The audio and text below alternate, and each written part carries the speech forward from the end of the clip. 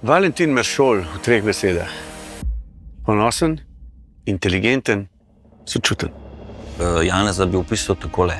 Načelen, trmast in pa dobrosrčen. Pogumna, odločna in srčna. Dobrosrčna, podarjajoča, pa zelo navezana na svojo družino. Na vlogo sem se pripravljala tekom vaj, tekom pogovorov z režiserjem. Imela sem to srečo, da sem lahko v bistvu Jelko spoznala skozi njene besede. Napisala je knjigo Brazde mojega življenja.